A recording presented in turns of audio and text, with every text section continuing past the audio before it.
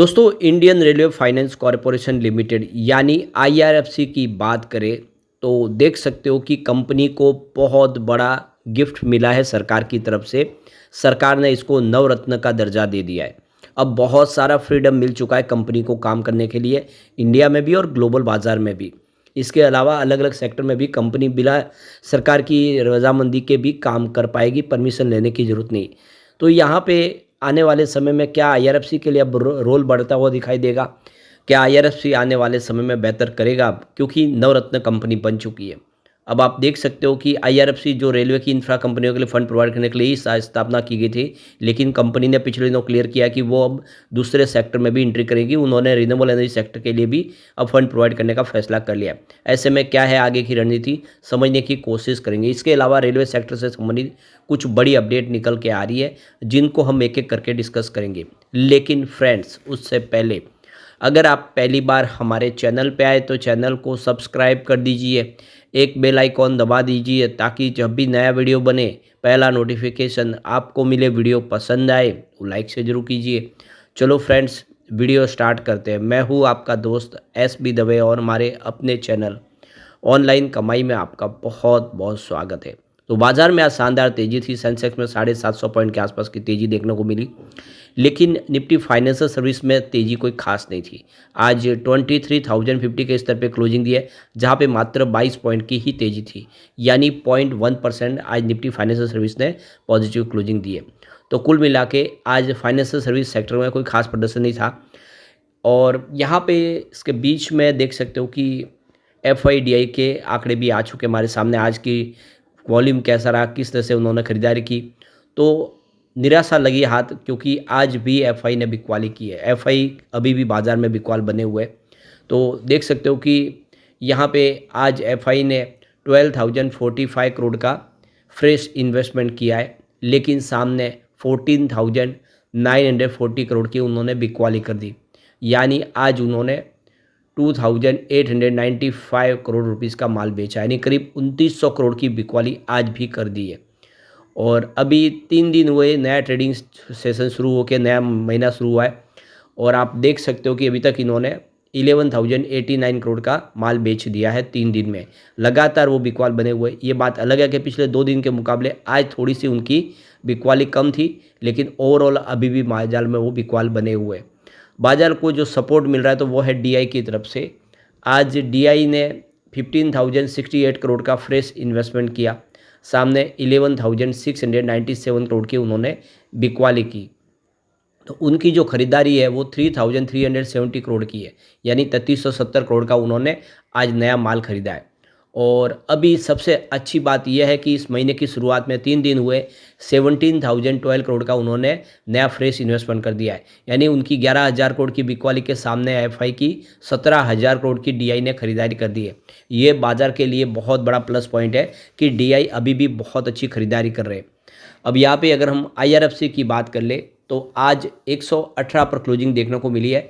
तो भले ही Nifty financial service का प्रदर्शन बेहतर न हो, लेकिन आज IRFC ने बेहतर किया है, क्योंकि इसको नवरत्न का दर्जा मिला है। इस वजह से 3.15% की आज अच्छी तेज़ी देखने को मिली।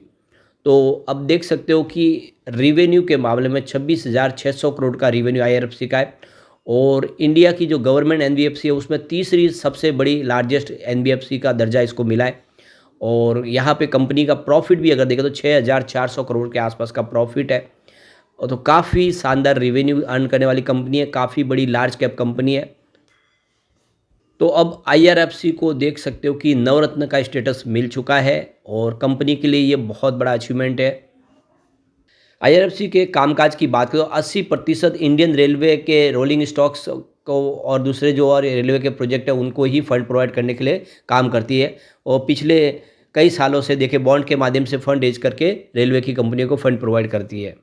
31 दिसंबर 2024 के हिसाब से देखें तो IRFC का जो मार्केट कैप है वो 2 लाख करोड़ के आसपास था। और यहाँ पे अगर कंपनी के एसेट अंडर मैनेजमेंट की बात करें तो 4.61 लाख करोड़ के आसपास था।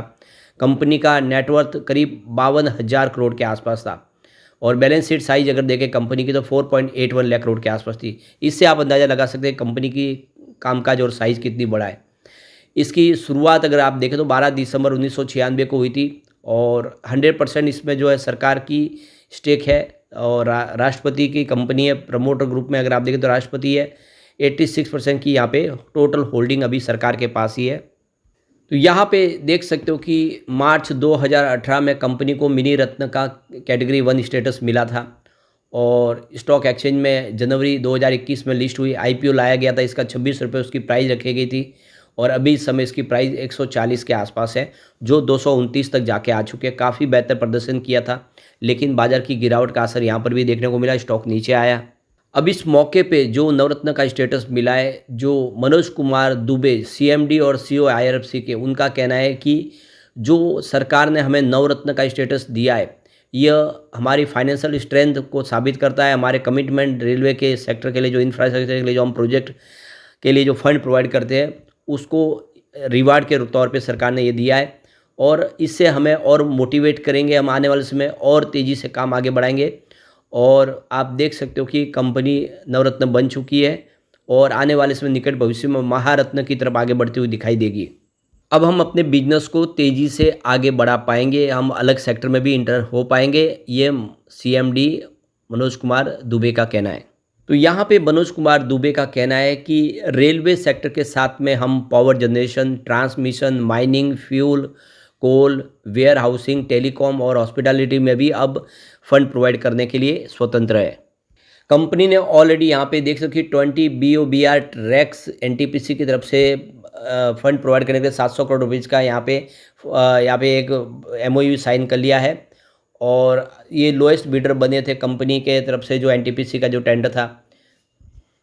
इसके अलावा कंपनी ने 3190 करोड़ रुपीज़ का यहाँ पे देख सकते कि परथू विद्युत उत्पादन निगम लिमिटेड का जो सब्सिडीज एनटीपीसी है उसका जो है टेंडर प्राप्त किया है।